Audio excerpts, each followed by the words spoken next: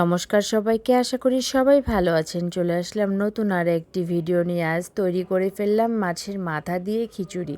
সত্যি খেতে খুব মজা হয়েছিল, তাই ভিডিওটি শেয়ার করলাম। মাছের মাথা ছিল, কেটে ধুয়ে পরিষ্কার করে নিয়েছি আর সব কিছু জোগাড় করে নিয়েছি। রান্নার আগে কিন্তু জোগাড় করে নিলে রান্না করতে খুব ভালো লাগে।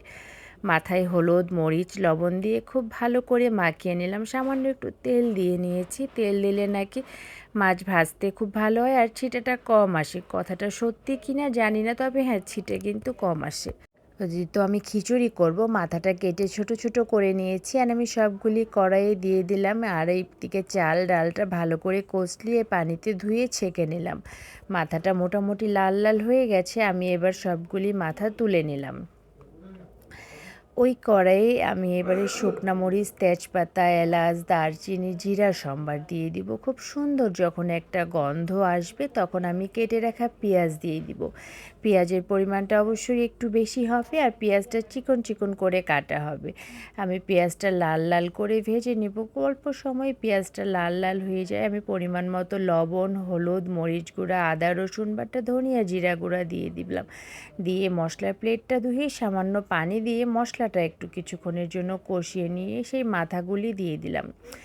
দিয়ে আমি আরেকটু ভালো করে মশলাটা কষিয়ে নেব, যেন মাথার মধ্যে মশলাটা ভালোভাবে ঢুকে যায়। খুব বেশি পানির প্রয়োজন হবে না, যেহেতু মাথা লাল লাল করে ভাজাই আছে।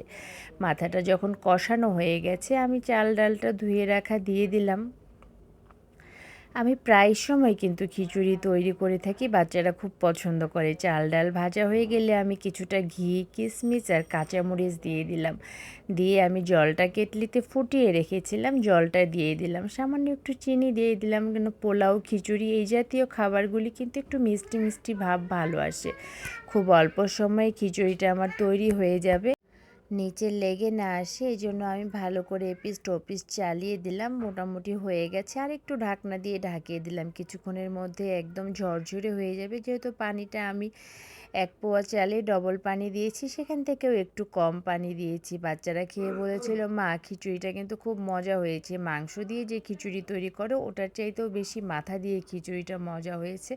আরেকবার তৈরি করবে। আমার ভিডিওটি ভালো লাগলে লাইক, কমেন্ট, শেয়ার করে পাশে থাকবেন।